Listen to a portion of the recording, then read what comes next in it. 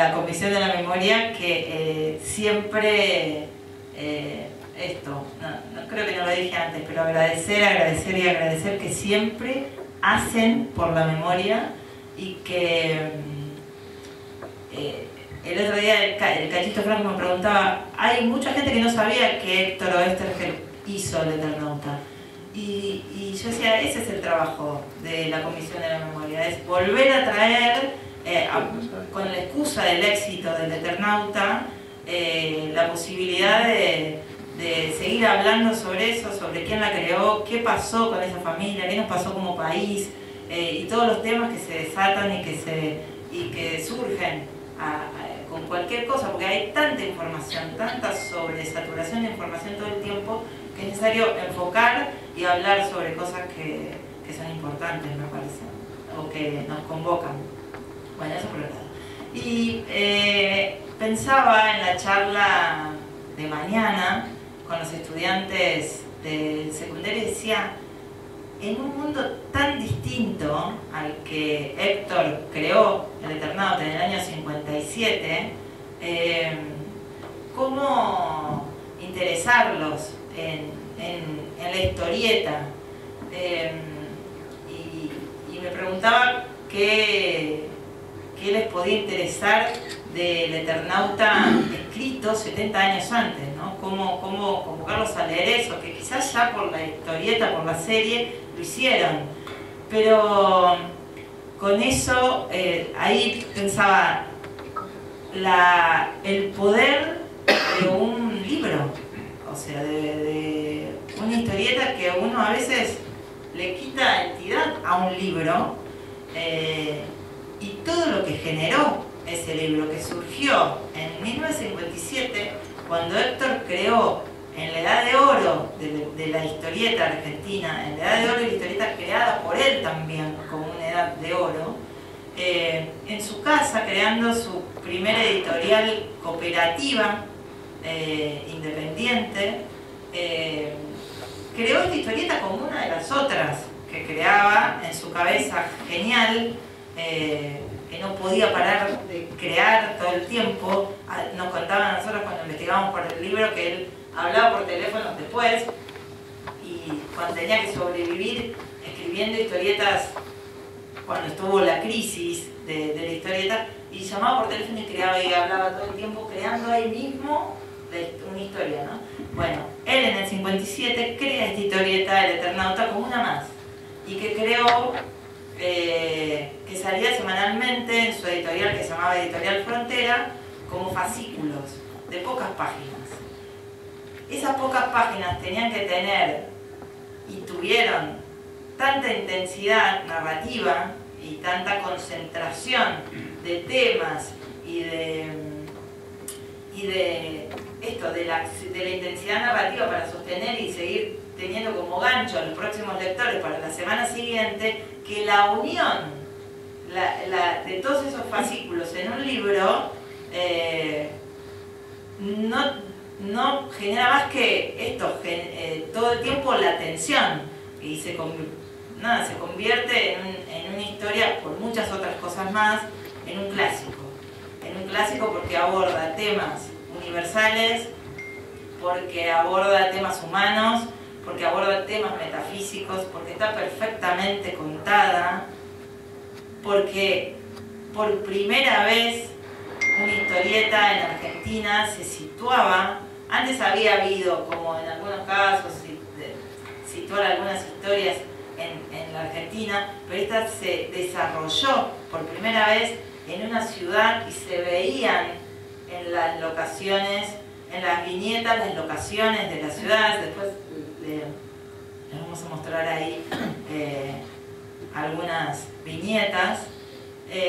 Y los héroes no eran los héroes que existían y que estábamos acostumbrados y que estaban acostumbrados a leer en ese momento, con superpoderes que venían como formato, ¿no?, establecido, gente con superpoderes individuales que iban a salvar el mundo, o que de acuerdo a cada contexto desarrollaban un tema en particular.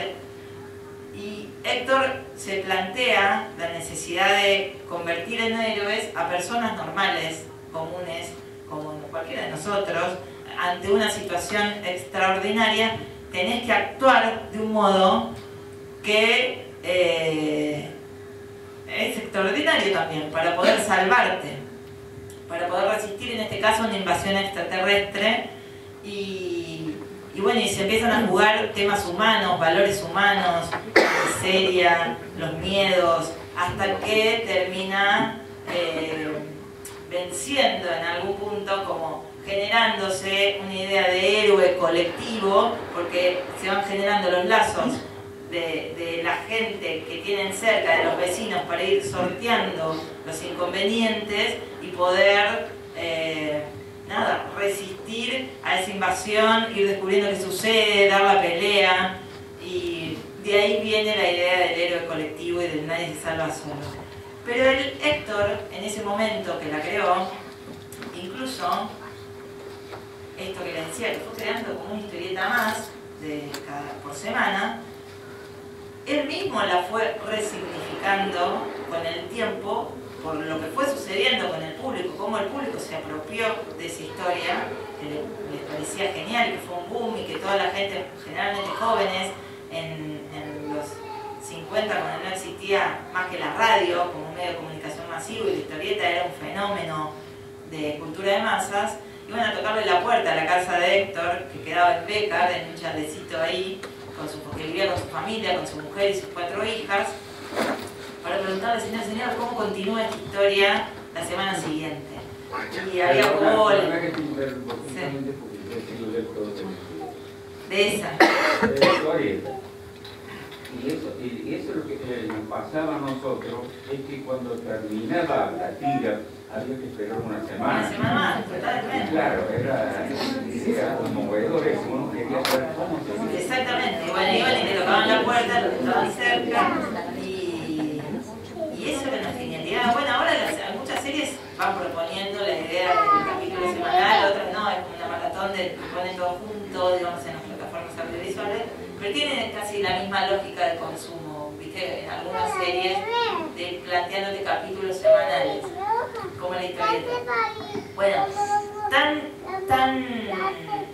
fascinante fue lo que fue generando en el público, que fue creciendo por el público el libro, la historia también, y por las críticas.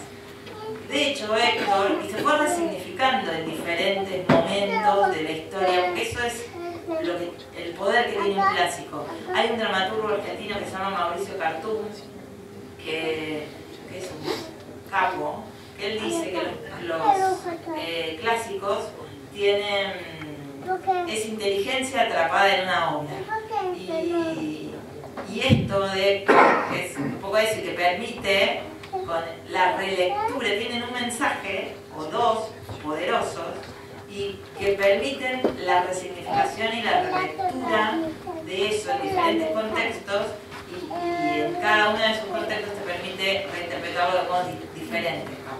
Entonces el Eternauta volvió a aparecer en el año 69, dibujado por Breccia, no por Solano López, que fue el creador, el dibujante del primer Eternauta, que fue un Eternauta con un trazo mucho más simple, un dibujo hermoso, pero no son dibujos como los que hace Breccia después, en el 69, que eran muy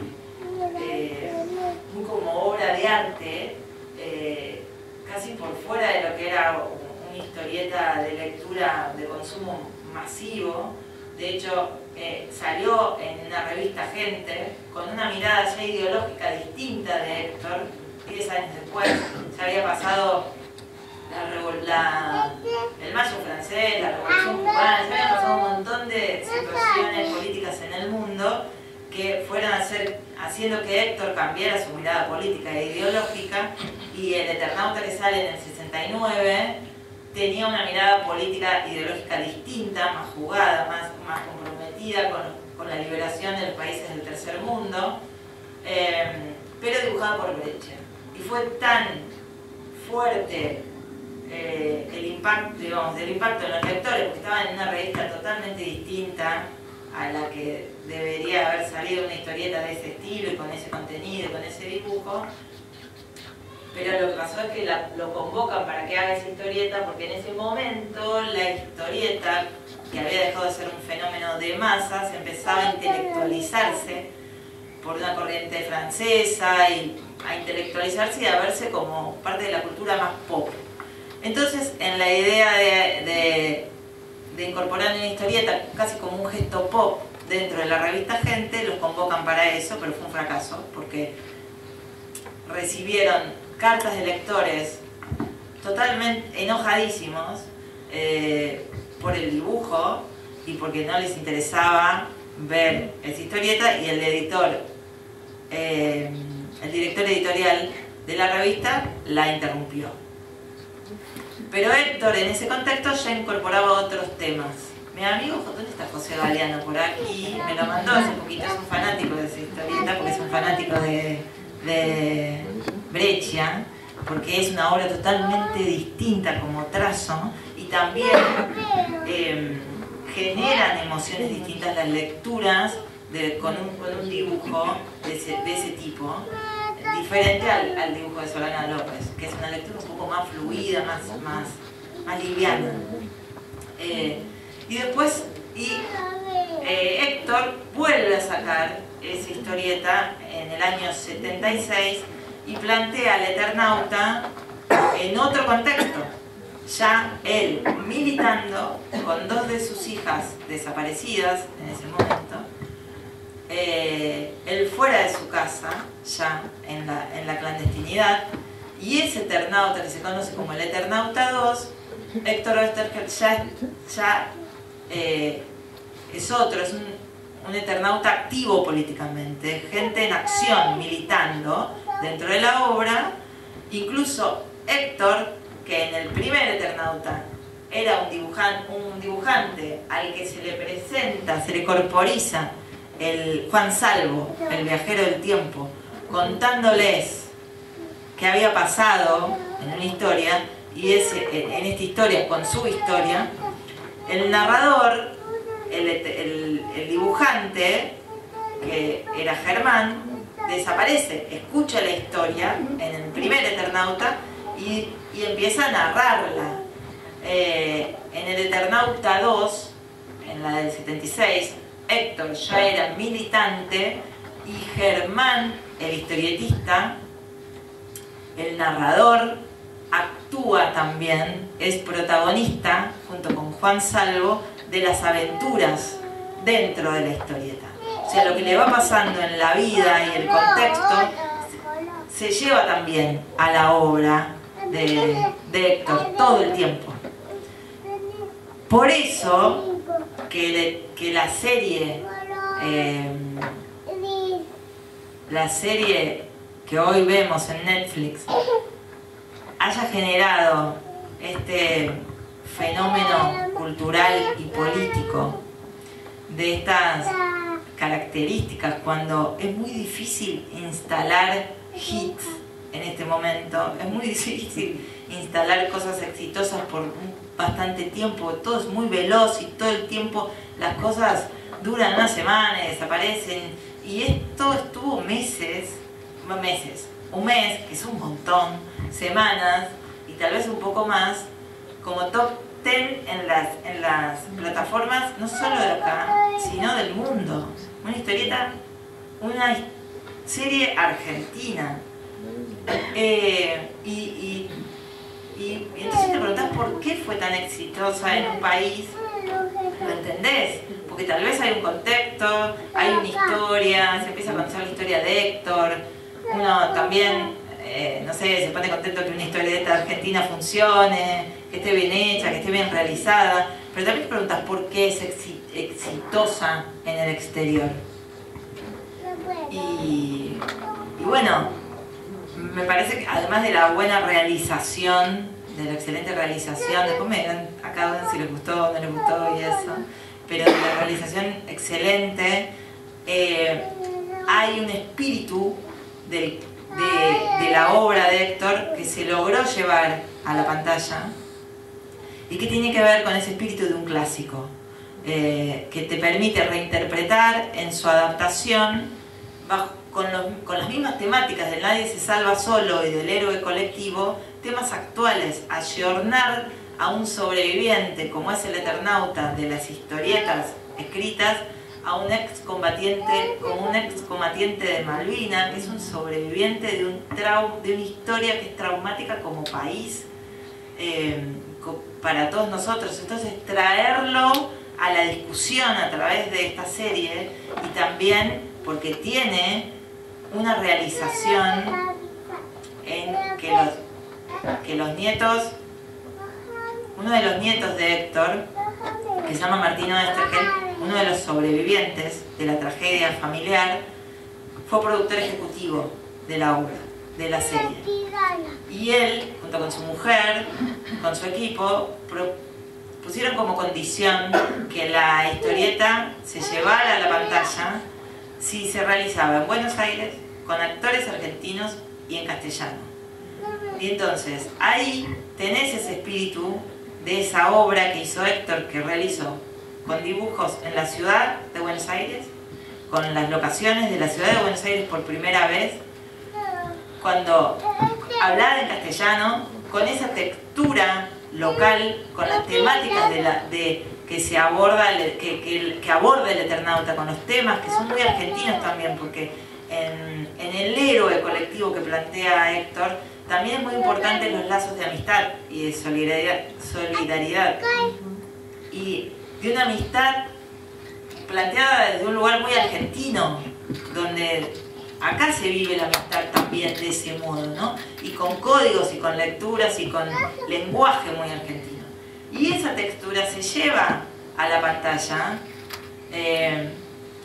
porque no es un ejército como en una película de ciencia ficción, en una serie de ciencia ficción donde todo brilla o donde hay naves súper grosas que se estallan, sino que es un grupo de amigos, un ejército medio destartalado, todos medio rotos, resistiendo y tratando de ver qué sucedía y de dar pelea con trenes viejos, con esto de que lo viejo funciona, que es el otro eslogan que se rescata. Y hay mucho nuestro ahí, mucho de esa textura argentina. Uno de los nietos, Martín, decía que habían logrado eso de lo atamos con alambre y resistimos. Entonces la lectura de hoy,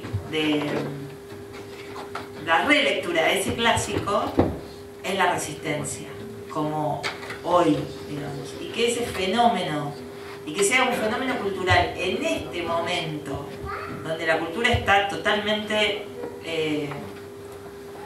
vapuleada y donde se está desarmando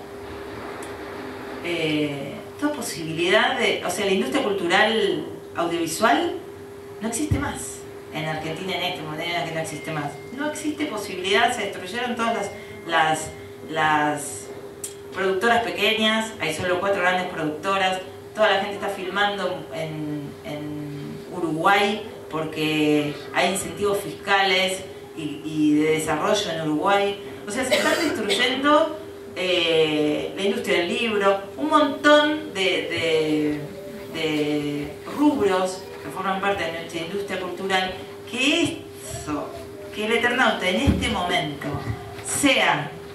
genere este fenómeno, este boom, y traiga a discusión temas, y se genere también una especie de un símbolo político distinto al que se generó en la década, o sea, en los 2000 con el Nestornauta, cuando se apropian del Eternauta, del Nestornauta. Ahora es otra la reinterpretación del Eternauta como resistencia, más colectiva, donde no hay una manifestación en Buenos Aires porque hay un montón, todo el tiempo, de la gente del CONICET, de la gente de la biblioteca, de la gente de la universidad, de diferentes lugares que están siendo atacados, caracterizados como el Eternauta.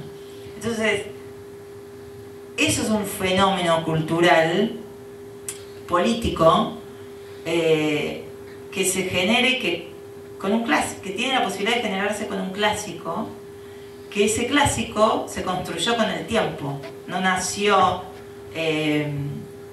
no fue un clásico desde el nacimiento, lo fue construyendo el público y fue construyendo el tiempo porque se fue reinterpretando.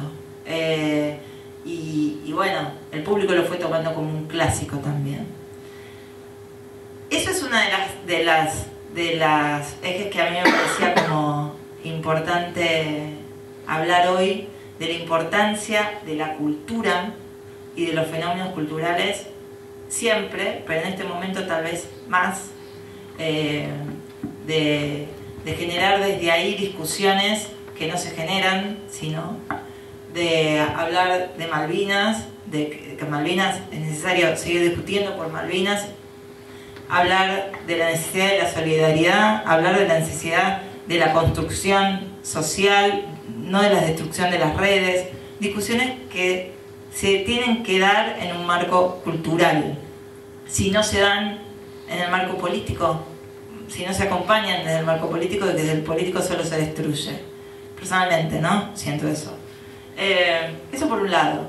Y por el otro, me parece que está bueno ir contando diferentes momentos de la creación de Héctor y cómo él, en esos diferentes contextos, fue llevando lo que le iba pasando a su obra también, ¿no?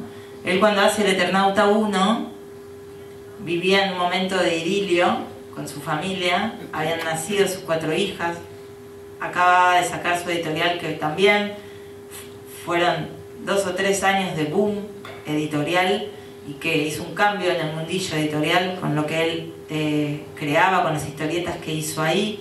Después se fundió porque no era buen administrador y porque además pirateaban sus obras, no entregaban los originales, no sabían cómo manejarse en ese sentido comercialmente, y las placas no las rompían, las placas donde se imprimían, y los imprenteros publicaban de más y pirateaban la obra. Entonces todo era un éxito, pero el dinero no se distribuía entre todos los dibujantes, ni entre ellos no recibían lo que sí veían que sucedía. Entonces cerró la editorial. Pero en ese momento, ese clima de época está en el contexto del Eternauta 1. Es un grupo de amigos que representan una clase social y los valores que Héctor quería rescatar ahí, pero la educación pública. Había un personaje... Sí. Acá es cuando el primer Eternauta, que es... él es Germán, vendría a ser Germán el narrador, ¿no? Y el primer Eternauta, que es ahí Juan Salvo, se corporiza por primera vez frente al escritorio del narrador y le empieza a contar esta historia de la invasión extraterrestre y demás. Germán se asombra y después se corre, empieza a escuchar y se corre de la narración, y todos los protagonistas empiezan a ser Juan Salvo. Si pasamos al otro, Juan Salvo ahí le empieza a contar, ¿no? Y sus compañeros, que uno es, pasamos al otro, Favali, que era un ingeniero físico que está ahí en el... A ver. El de lentes. Él es uno de los amigos que se juntaban a jugar al truco en la casa y que después descubren que hay una invasión extraterrestre. Favali, que tenía todos los conocimientos técnicos para elaborar el traje de la escafandra y que era como un ingeniero, un profesor. Y los integrantes de ese grupo, había un jubilado, después aparece un tornero, después aparece un obrero, todos integrantes de una clase social y política, la clase media y la clase obrera, que forman parte de ese contexto, de ese momento, de la década del 50, y que van entrelazándose para formar este grupo, este héroe colectivo. Pero ahí se ve en la primera... ¿Vieron que allá dice Bote Frondizi? Bueno, son como los primeros gestos de incorporación de contexto en la historieta de Héctor. Unos años antes, 2 años antes, había sido la Revolución Libertadora. Habían bombardeado la Plaza de Mayo, o sea, un delirio. Entonces, algo de eso, sin ser ideológicamente un texto explícito, se va notando como marcas de contexto en la obra de Héctor. Y empiezan, la que está al principio es una avenida de Mayo, digamos, en la avenida Libertador, empieza a mostrar la ciudad, calles, locales, viste, que los chicos iban reconociendo. ¿Empezamos ahí? El estadio de River, se hace ahí una discusión con los cascarudos, una pelea, una lucha con los cascarudos, y era eso, un estadio de River, un referente, un lugar local de la ciudad. ¿Vieron? Bueno, allá está Barranca de Belgrano, es otra parte de la ciudad. Ahí se lee, ahí abajo, que están por la calle Monroe. En aquel momento, más al chico de la ciudad de Buenos Aires, era como muy atractivo ver todos esos guiños. Mirá, como lo que sucedió ahora con la serie. Vieron tal lugar, tal otro, bueno, todo el mundo en las mesas de discusión sobre los lugares donde se filmó. Bueno, pasaba lo mismo. Acá es en el Congreso, un bombardeo. El nieto a la cúpula, ¿no? En la plaza del Congreso. Por primera vez pasaba eso en la década del 50 en una historieta local. Después pasó lo que les conté, esto del Eternauta 2, que es con Breccia, pero que no lo traje para mostrar. Y pasamos a esta, que es la del 76. Acá.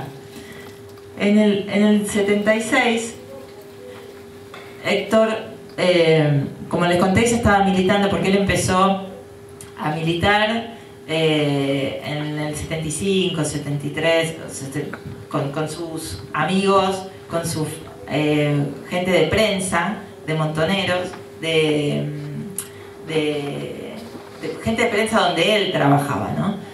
Y que primero en las organizaciones de masa y en las organizaciones de superficie, y después se fue incorporando orgánicamente a la organización a montoneros.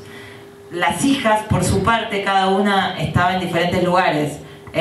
Una estudiaba teatro, otra iba a la universidad, otra iba al secundario, otra a través de la iglesia se fue a una villa. Entonces, cada una en diferentes espacios personales iba y se imbuía de los debates de época, que era cómo resolver, cómo cambiar el mundo, que eran los planteos que se planteaban en aquel entonces, que se veían posibles en aquel entonces a través de la acción de la juventud, y que se debatían en muchos espacios, y al mismo tiempo terminar con la proscripción del peronismo en ese momento. Entonces, Germán, cuando empieza a militar, después pasa la clandestinidad, se tiene que ir de la casa, lo persiguen, va por diferentes lugares viviendo, a escondidas, digamos. Empieza a escribir el Eternauta 2 en una editorial que se llama Record, y enviaba el material de modo clandestino, digamos, porque él no podía ir a la editorial a entregar el material porque lo perseguían, o ya se movía caracterizado, con bigotes, teñido el pelo, para que no lo reconocieran.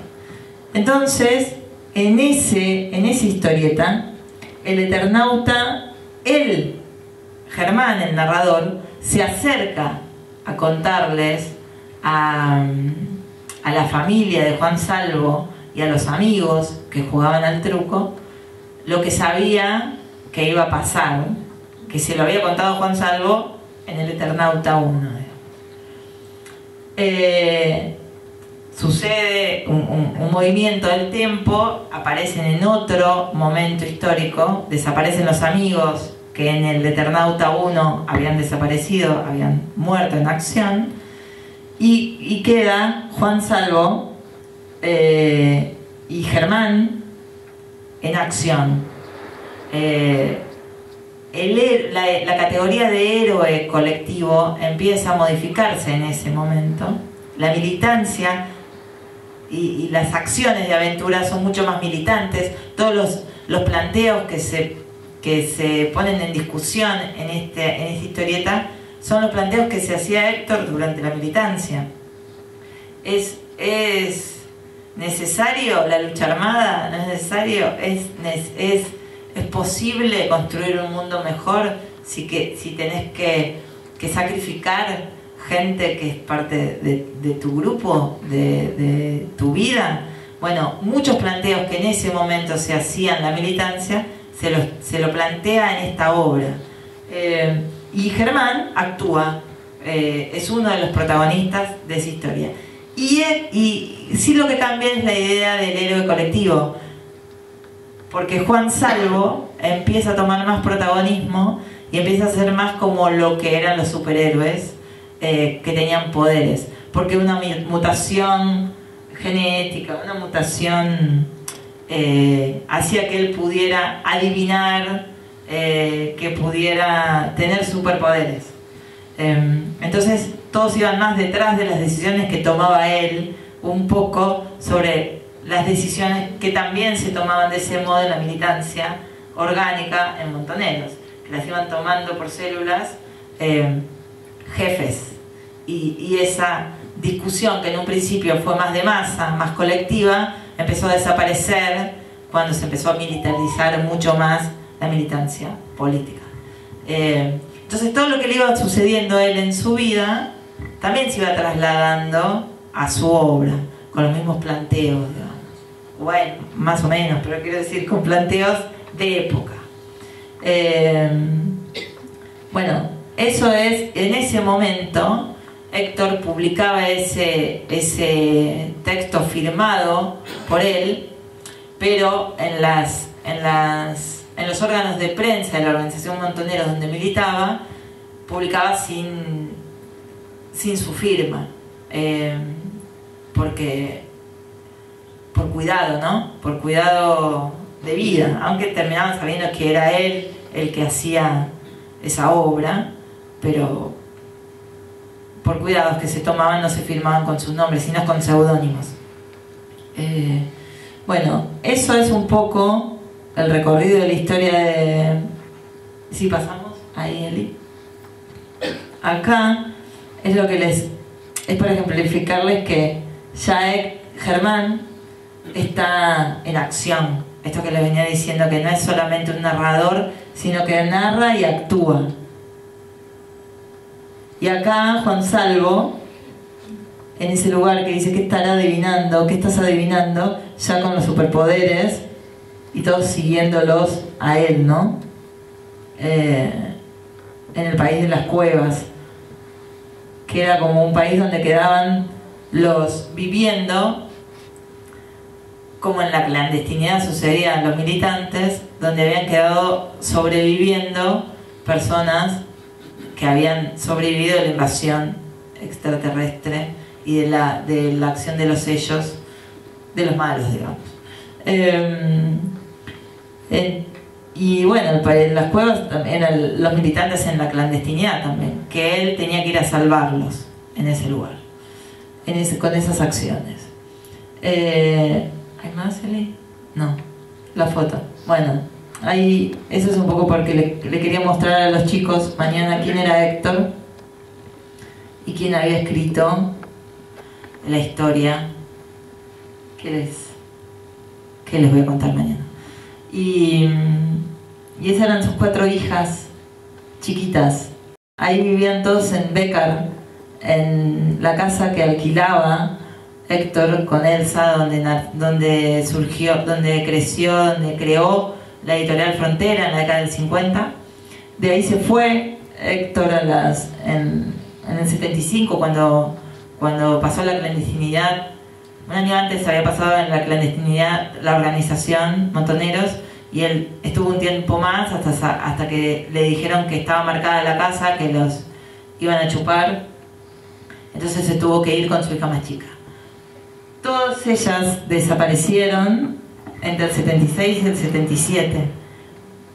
Hay una viñeta del Eternauta 2 y hay un personaje del Eternauta 2 que se llama María, que es como el nombre de guerra que tenía una de sus hijas, que ya había desaparecido, que era Beatriz. Ya había desaparecido cuando Héctor contaba así esta historieta. Y hay escenas en las que también muestra esa desesperación al buscarla a María y no encontrarla, lo mismo que le pasaba en su vida, que le había pasado en su vida, o sea, ya se había muerto. Y bueno, sus 4 hijas desaparecieron todas. Esa es una historia que ya sabemos, ¿no? Desaparecieron todas con sus yernos, 10 personas. Sobrevivieron Elsa y sus 2 nietos. 2 de los nietitos son buscados por abuelas de Plaza de Mayo, porque 2 de las chicas estaban embarazadas. De hecho, cuando fue el boom de la serie, también como fenómeno cultural y político, lo que sucedió es que empezó a viralizarse la idea de que en ese momento, mientras era un éxito esta serie, podían estar viéndolo los 2 nietos que abuelas buscan, sin saber que eran ellos los nietos. Y desde entonces se sextuplicaron la cantidad de búsquedas de consultas en abuelas de Plaza de Mayo, buscando o planteando sus dudas de identidad para ver si eran o no hijos de las chicas y de otros, ¿no? También, no solo de Héctor. Y me parece que esa es la importancia del fenómeno cultural, de los fenómenos culturales, de que generan consecuencias y acciones más allá de la serie en sí misma, más allá de ver una serie televisiva o en una plataforma, sino que tiene eso, consecuencias. Eso, chicos, no los canso más. Siento que hace un montón que estoy hablando, que me encantaría saber qué dudas, si tienen dudas, si quieren saber algo en particular, y que acá hay un micrófono para preguntas, y también profundizar en algunos de los temas que puse, así que tiré en discusión, para el que quiera decir algo. Si todavía existe la fundación puesta. Sí, pero esa es una fundación. Por otra pregunta, si existe la Fundación Oestergel. Esa es una fundación que hizo Martín García, que es un periodista, que le puso Oestergel como nombre a la fundación, y que se juntan a debatir temas, a plantear diferentes temas cada tanto, y llevan invitados, y por ahí está un tiempo inactivo y después se vuelve a activar, pero sí existe. Porque ellos comenzaron, una vez por mes hacían una reunión en el Hotel Bau, Totalmente. Cuando se constituyó en cooperativa el Hotel Bau. Sí, claro, totalmente. Yo la conocí a Elsa. Ahí. Claro, ella iba mucho como invitada. Gente muy abierta. Yo me acerqué una vez que paraba ahí. Y bueno, me invitaron a compartir. Y yo era abierta para todos. Sí. No, una vez por mes. Sí. Martín García le hizo, es un fanático de la historieta también, y de Héctor, y en el 75, 76 le hizo una nota, que fue una de las últimas notas que le hacen a Héctor, y que se rescató la voz, se rescató el audio hace poco. Entonces nosotras con Fernanda, cuando hacíamos la investigación del libro, teníamos muchos testimonios de cómo era Héctor, de que hablaba que era así cansino, que era un tipo racional,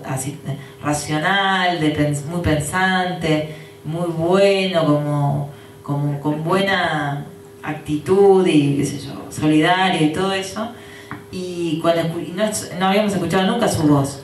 y justo en ese momento que estábamos haciendo la investigación se rescató esa entrevista y pudimos escuchar su voz por primera vez y estuvo buenísimo para entender cómo era él como personaje también. La cadencia al hablar, cómo hablaba, la dulzura, la ternura. Eso es como un detalle de la investigación, de lo importante que es tenerlos, ¿no? En vivo, en archivos, la importancia del patrimonio. Bueno, Martín le hizo una entrevista en la radio Belgrano, y él ahí cuenta, Martín le dice, me parece que hay algo muy clave en el héroe colectivo que desarrollás en el Eternauta 1 que tiene que ver con la amistad de los personajes. Y él le dice, ah, mira vos, tenés razón, no lo había pensado. Como esto que les decía, que la construcción de un clásico lleva tiempo también. Incluso él mismo, cuando sale en el 75 el libro del Eternauta 1, que es como el compendio de todos los fascículos que iba saliendo semanalmente, se escribe el prólogo donde por primera vez Héctor se habla ahí del héroe colectivo. O sea, él mismo resignificando su propia obra, cuando antes existía en sus obras esa categoría de narrativa del héroe colectivo, pero no estaba como interpretada en términos ideológicos. Era un héroe, eran amigos o eran conocidos que en sus lazos se movían e iban hacia la aventura como desafío de vida, pero no había una idea de esto, de nadie se salva solo explícitamente políticamente, sino como categoría narrativa. Él casi de modo inconsciente lo iba haciendo, porque era así él, o le gustaba desarrollar, porque pensaba así. Eso. Hay algo interesante también de la obra del Eternauta, que para mí no es menor a nivel internacional, que es que se considera la primera novela gráfica. Y para mí eso le da un valor mucho más trascendente que la de otras historietas que también son importantes y que eran americanas en esa época. Claro. Porque que sea autoconclusiva y que hable de temas abiertamente adultos o más serios, le da también una importancia y una valoración. Totalmente. Porque siempre sale este top de novelas gráficas, y vos tenés a Batman, tenés a Las cosas de la Moore, de Frank Miller, algunos mangas, y en el medio está el Eternauta. Exacto. No existe otro, ni siquiera Roca. Sí. Españoles tan considerados como el Eternauta. Y también algo que vos decías del héroe colectivo, yo soy del 80 y a mí me ha tocado vivir en Carlos Paz, en donde el cómic era común en la preadolescencia. Cuando yo hablo con los chicos que tengo mi edad en Las Varillas, acá no se consumía tanto cómic como en Carlos Paz. Y nosotros ahí teníamos la irrupción del manga, un poco por el anime, en donde también veíamos al héroe colectivo, pero no desde Estados Unidos, desde el cómic tradicional, sino desde el manga. Y te puedo nombrar cosas que veíamos todos los días. Robotech eran preadolescentes que intentaban de alguna manera sobrevivir a la invasión extraterrestre. Dragon Ball con Goku, su gran poder era el poder de todas las personas que funcionaban como catalizador hacia algo. Y yo creo que también tiene que ver con una mirada en donde el héroe colectivo, o sería así, los pueblos que han sufrido invasiones o que se consideran oprimidos, tienen una forma de construir al héroe distinto. Me parece que puede ir por ahí. Sí, sí. De hecho, Héctor, cuando empezó a hacer otras historietas ya militando, también tenía esa mirada ya, pero más ya directamente de la necesidad de pararse en otro lugar para hacer relecturas históricas como pueblos oprimidos y rescatar, hablar de la opresión, pero al mismo tiempo rescatar los otros lugares de construcción diferentes de los pueblos oprimidos. Totalmente es así. Pero Héctor fue el que generó aquel primer hito como escuela. yo no digo, o sea, seguramente en diferentes lugares del mundo existían, como sucede con las creaciones culturales, gente haciendo lo mismo, ¿no? Generando lo mismo. Pero bueno, es referente porque además él mismo decía, es un tipo muy culto, tenía mucha lectura de ciencia ficción, de literatura, y cuando le ofrecen hacer historieta, dudó, porque dice, nunca leí historieta. Él escribía cuentos hasta entonces, o trabajos de divulgación científica para niños, pero era un gran lector de estos textos clásicos. Entonces logró llevar eso y todos esos temas que se desarrollan en esos textos clásicos a una historieta, con dibujantes con los que se rodeó, que eran dibujantes que venían de la escuela italiana también, de posguerra. Pratt era dibujante. Sí, después también hizo historieta que escribió, pero vino como con él, actuaba como, trabajaba como dibujante. Y eran geniales esos dibujos, y eran, bueno, esas como fenómeno de masa. Después, como decís vos, no sé, en Carlos Paz, todos tal vez leían en los 80 cómics, pero ya no era un fenómeno, supongo, un fenómeno de masa. Ya empezó a construirse como un nicho la lectura de la historieta.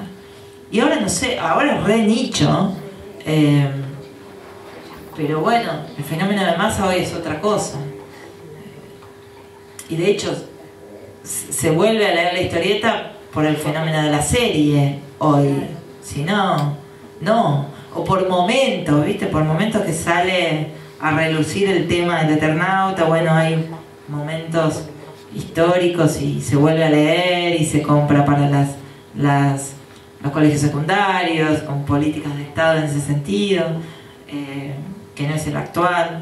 Entonces es esas cosas, ¿no? Como... En el libro mencionas que una mystery era una historieta de una tirada de 200.000. Una revista, claro. 200.000 y 60 historietas se publicaban. Por semana. 200.000 por semana. O sea, una tirada que no existe hoy. Hoy son las redes, es otro mundo. ¿Cómo es que llega Netflix? Porque la historieta en realidad tuvo desde la década del 60 propuestas de realización. De hecho, hace poco hablaban, creo que hay una película que se llama Invasión, de Hugo Santiago, bueno, una de las películas de ciencia ficción argentina, que Borges está como guionista y como escritor, y bla, bla, y hace poco siempre estaba la duda de si habían sido plagiado o algo el Eternauta, Héctor, que lo habían convocado ahí. Se decía que no, que nada que ver, y hace poco Fernando Peña, que es un director, un fanático del cine, estudioso, dijo algo así como que le habían ratificado, le habían contado que sí, que se había como plagiado esa historia, que lo habían plagiado de Héctor, digamos. Bueno, me fui por las ramas, pero hubo propuestas de realización del Eternauta desde hace un montón, desde los 60 inclusive, pero es muy costosa la producción para ciencia ficción acá, además. Entonces también tenían muchas propuestas del exterior, pero querían llevarlos en inglés y los nietos decían que no. Después hubo un tiempo donde hubo mucho... los chicos no tuvieron los derechos, estaban en juicio los derechos del Eternauta y de la obra de Héctor, que se le había como apropiado un editor, entonces estuvo mucho tiempo en juicio hasta que ellos recibieron el poder, son propietarios intelectuales de eso y pudieron negociar eso. Pero en el medio estuvo Lucrecia Martel, que estuvo a punto de hacerla. Estuvo también Pino Solanas, bueno, muchas propuestas. Y después que se publicó El Eternauta en el exterior, en Estados Unidos, como historieta así, con una edición muy fina hace poco, muy cuidada, muy hermosa, empezaron a poner el foco ahí muchos productores incluso de Hollywood, pero tenían esta propuesta, hacerla en inglés. Hasta que bueno, todo dio para que un mismo abogado que había estado en una productora que les proponían llevarlo en inglés, entró a trabajar a Netflix y bueno, se alinearon los planetas para que lo propusieran a través de Netflix y tuviera la posibilidad de realizarlo económicamente, que es carísima la obra. Y también realizarla acá. Esas condiciones que pusieron para mí están buenísimas, porque también es demostrar que es posible hacer buen cine acá, buena realización acá. ¿Y la decisión de hacer radiografía, cómo les nace? Fue una propuesta editorial en realidad, que nos propone hacer el libro. Igual a Fer y a mí siempre nos había parecido la historia de Héctor y de Elsa, una re historia para contar, que no estaba contada. Estaba muy contado todo el tiempo la historia de Héctor como historietista. O solamente la historia de la tragedia familiar, que era bueno, desapareció toda la familia, sobrevivió Elsa, pero no estaba contado como qué pasó adentro de esa familia. ¿Cómo era esa familia? ¿Cómo que las 4 chicas todas fueron a militar y ninguna no lo hizo? ¿Cómo fue el papá? ¿Cómo que fue el papá? Las 4 y Elsa no. Y también cómo era militar en ese momento, porque nosotros teníamos como una foto idílica de las chicas que eran las 4 divinas, esas nenitas, y después eran todas muy preciosas, artísticas y entonces queríamos saber cómo eran. De curiosidad entramos por ahí a la historia. Y 5 años trabajando, una locura. Y muchísimas entrevistas, muchísimas, porque era mucha gente que no estaba viva, o sea, muchos desaparecidos, entonces había que construir la vida de todos ellos que no estaban. Por suerte, la familia nos dio acceso a cajas y cajas y cajas de muchas fotos y cartas y diarios íntimos, porque como era otra época, hoy no sé qué haríamos, porque el mail desaparece, pero se comunicaban mucho a través de las cartas, tenían un vínculo epistolar todo el tiempo y pudimos leer todo eso. Entonces los teníamos a ellos en primera persona, más allá de las 200 entrevistas que hicimos, teníamos ahí sus voces y fue re valioso. Esas voces están en el libro también, hay extractos de las cartas y de los diarios íntimos ahí. Y también entrevistamos a Elsa, que todavía vivía, falleció en el 2015 y nosotros estuvimos 4 años antes con ella. Igual cuando nos metíamos mucho en la historia de la tragedia, no quería seguir hablando de eso porque era muy doloroso, entonces ella elegía contar lo que le hacía bien, recordar a su familia viva, que un poco eso era lo que queríamos hacer nosotros también, como reconstruirlos en vida, contarlos en acción. Yo te vi en una entrevista que te hizo Quiroga, sí, años atrás, la TV pública, sí.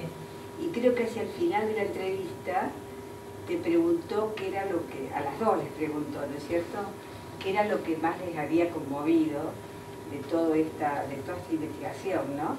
Y vos le contestaste, tal vez sea la fuerza de Elsa, ¿no? Sí. Eso es lo que sí. Te podés contar. Eso es una de las cosas, ¿no? Pero cada vez que íbamos a entrevistarla, me sorprendió muchísimo eso. como la potencia.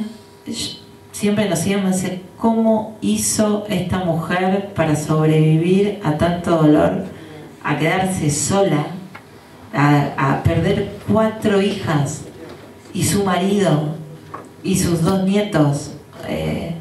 Ella igual siempre contaba que sobrevivió porque tuvo que criar a su nieto, el que creció con ella, que es Martín. Y también ella venía de una historia familiar muy trágica. A los 12 años desapareció, era muy humilde Elsa, con papás muy humildes, y a los 12 años murió su hermanita. Entonces decía que estaba como un poco acostumbrada a las tragedias, y que cuando conoce a Héctor, tuvo miedo mucho tiempo a que le pasara algo, porque estaba siendo muy feliz con el nacimiento de sus hijas, con la incorporación de ella a otro mundo que le posibilitaba a Héctor, un mundo más intelectual, un mundo de una clase media, a un tipo que la seducía muchísimo con sus saberes, y a un mundillo a compartir con artistas todo el tiempo.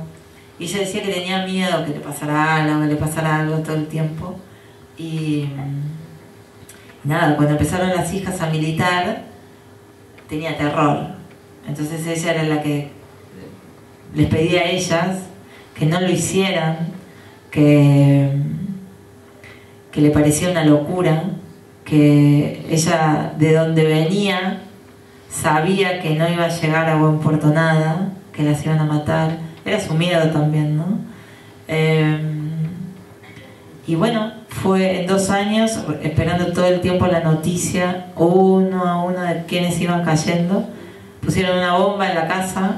Ella se quedó viviendo con la señora que cuidaba la casa. Pusieron una bomba en la casa y entraron diciendo, su marido es judío. Y ella era brava, ¿viste? Elsa era una mujer con un carácter fuerte. Y les dice, pero que esas cosas, me pregunta a mí, ¿qué tiene que ver? Mi marido no, les hizo frente, un poco que los colocó, no se sabe por qué, sabían igual que Elsa no militaba. Pero desde ese momento fue tanto el miedo que le generó y tanta la vergüenza que le generó también a ella estar en un barrio viviendo como señalizada y estigmatizada, que se fue a vivir a la casa de sus padres. Ahí es donde al año después le llevan a su nieto, que cuando asesinan a su hija y a su marido, a Estela y al Vasco, que son los papás de Martín, llevan a Martín, de 4 años, a unas horas a pasar con su abuelo en el Vesubio, donde Héctor estaba secuestrado, en un centro clandestino en el Vesubio. Lo tienen ahí unas horas. Martín tiene el recuerdo, dice que es el primer recuerdo de su vida que tiene, hablando con el abuelo. El abuelo, él no tiene un recuerdo malo, no tiene un recuerdo doloroso, angustioso. Era como estar con su abuelo, y después Héctor les dice ahí que lo lleven a lo de Elsa, que su mujer no militaba, que su mujer no estaba comprometida políticamente, y no se sabe por qué lo llevan a Martín ahí, a la casa. Entonces ahí se cría con ella. Y Fernando, que era el otro nieto, a la mamá la secuestran en Tucumán, a él lo llevan a la casa cuna de Tucumán y les vienen a avisar. O sea, apenas caía un militante, se saltaban todas las alertas de los militantes que estaban con vida escondidos. Entonces mandan a una militante a avisarle a los abuelos que vivían en Martínez, en provincia de Buenos Aires, que la fueran a buscar a Fernando a la casa cuna. Entonces hacen varios viajes hasta que se lo dan, y Fernando creció con los abuelos en Pergamino, porque se van a vivir a Pergamino porque tenían terror de vivir en Martínez. Y después, cuando pasa su adolescencia, a los 17 años, Fernando se va a vivir a Buenos Aires con Elsa y Martín.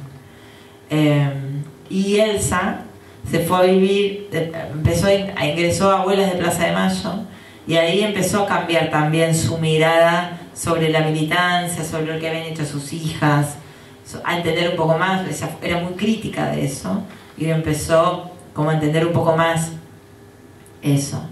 Todo esto que te cuento es porque yo igual, cada vez que nos íbamos de la casa de entrevistarla, siempre me preguntaba lo mismo: ¿cómo hizo esta mujer para soportar semejante tragedia y estar con esa lucidez, con esa luminosidad? Porque era una mujer que se reía, que tenía humor, que... Y bueno, no sé cómo hizo. O sea, creo que es una estructura así, psicológica, porque participó de abuelas, porque se sintió finalmente también reconocida a ella el último tiempo. Elsa se muere cuando todavía estaba el gobierno de Cristina, y ¿se acuerdan que en ese momento la militancia juvenil había hecho un boom? Era como había explotado también, estaban militando por todos lados, y ella empezó a ver en esos jóvenes a sus hijas también, y se sintió revalorizada también, y empezó a entender, y empezó a sentir que bueno, dice, me voy con un mundo diferente al que crece, todo el que ella vivió, todo el tiempo que ella vivió. Porque ella pasó por el indulto, o sea, pasó por cosas muy dolorosas para militantes, para gente que había perdido a su familia. Y bueno, eso no sé cómo hizo para soportar. Todavía uno se lo pregunta. Igual sus nietos nos contaban que hubo una época en la que hablaba con fantasmas todo el tiempo. Elsa vivía hablando con sus hijas y con su marido a solas todo el tiempo. Así que eso lo superó después.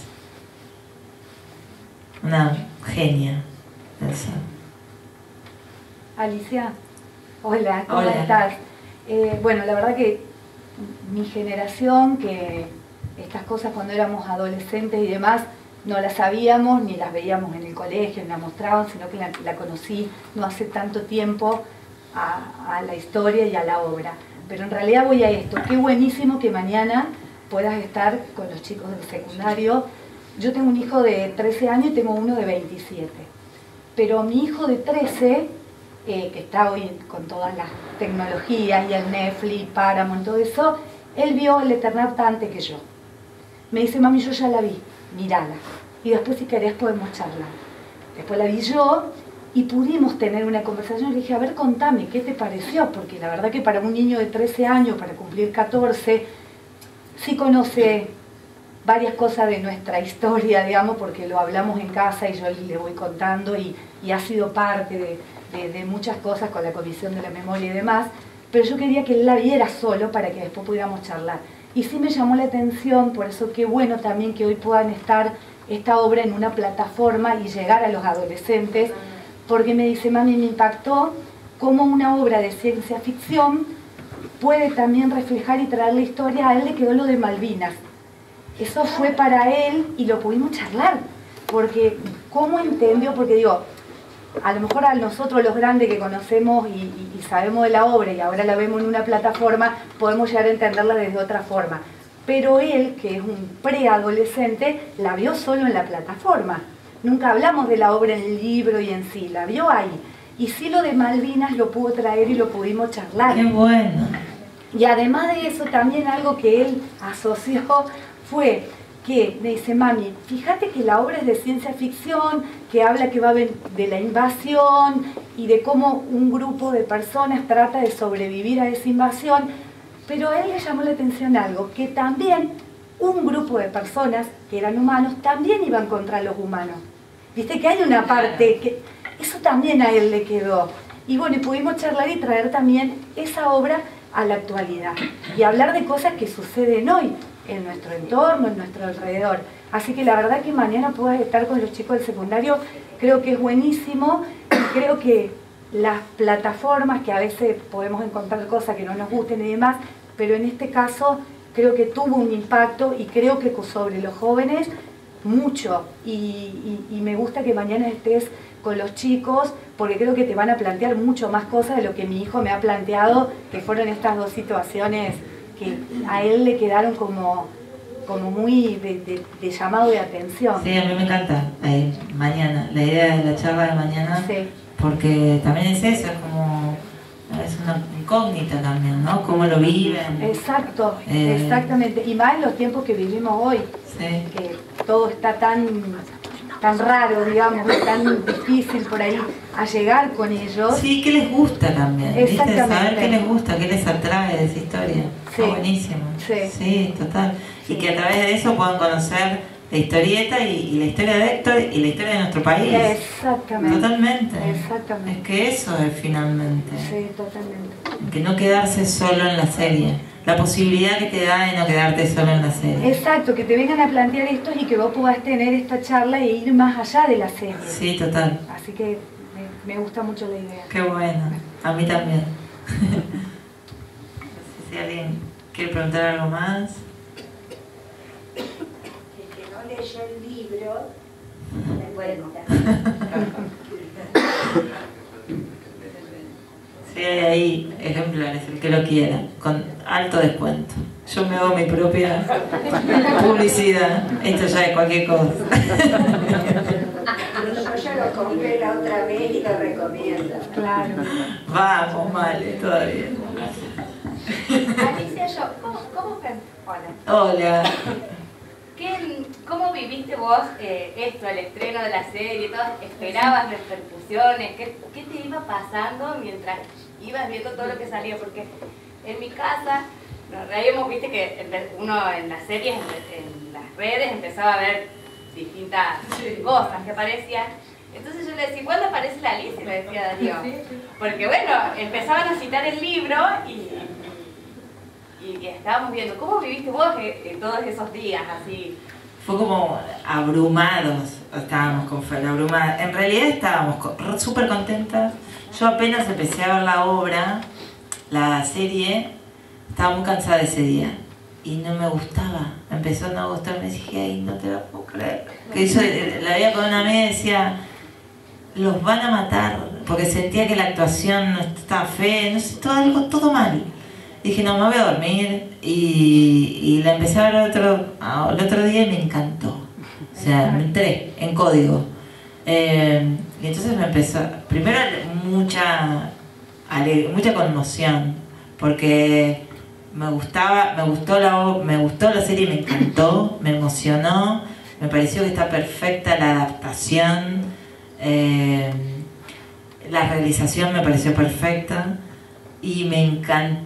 Me parecía que lo dije en varias entrevistas como es un acto de justicia poética que se haya realizado, que haya generado el fenómeno que generó y que haya estado el nieto siendo partícipe de la hechura del libro, de la serie, de la producción, como, ¿viste? Y que se vuelva a hablar de Héctor y que se vuelva a hablar del Eternauta, más en este momento donde la cultura está totalmente denostada, donde les parece que un artista, un cantante, bueno, nada, todas las barbaridades que escuchamos decir de Milei y de lo que se como referente a cómo se refiere a la cultura, ¿viste?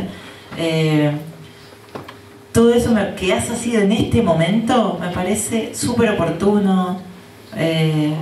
Esto que estén hablando los pibes ¿viste? Porque nosotros hablamos siempre de lo mismo, también en un punto nos gusta eso, pero que los pibes estén hablando de eso y que genere un impacto en ellos y que traiga temas como Malvinas, como Nadie se salva solo, no sé, temas que es necesario hablar, me encantó, me emocionó un montón.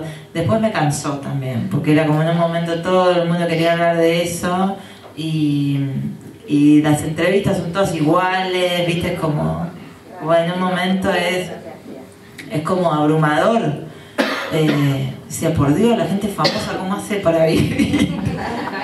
Porque tenés 800 pedidos de entrevista por día.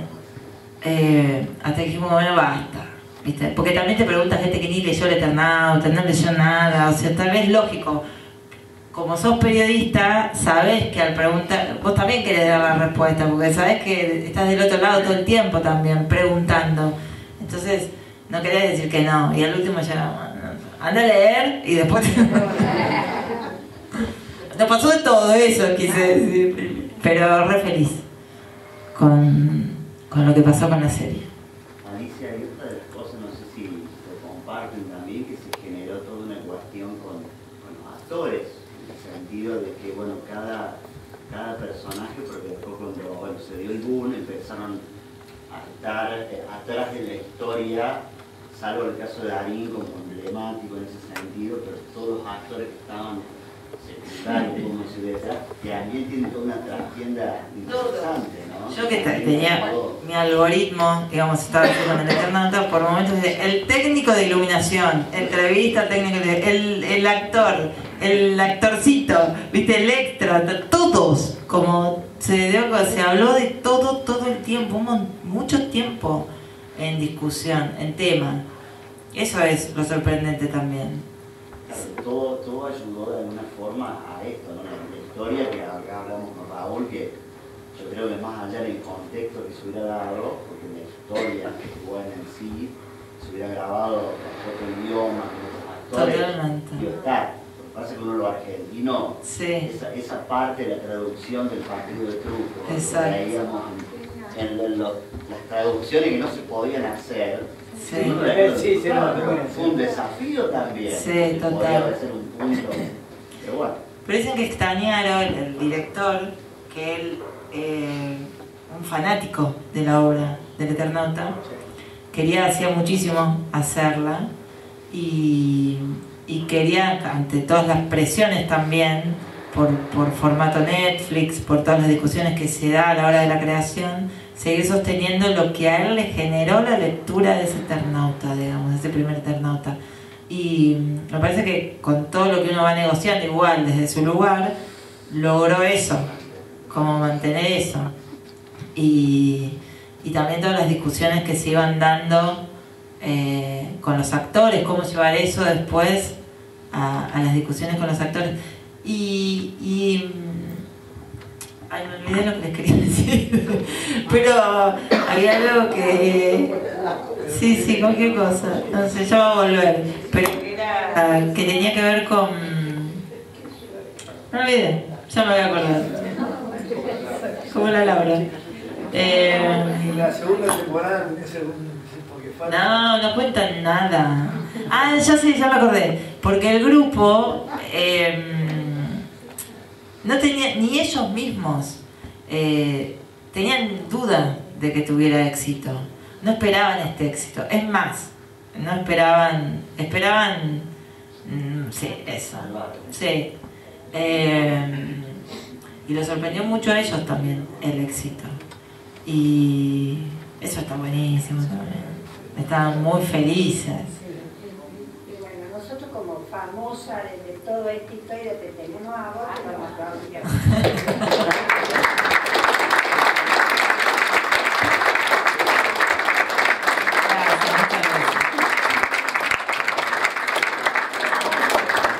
Dijimos antes agradecer a los distintos intendentes, gestiones que han pasado y la comunidad. Y nosotros con los 10 años, pasando por los 10 años, así que estamos muy agradecidos. A la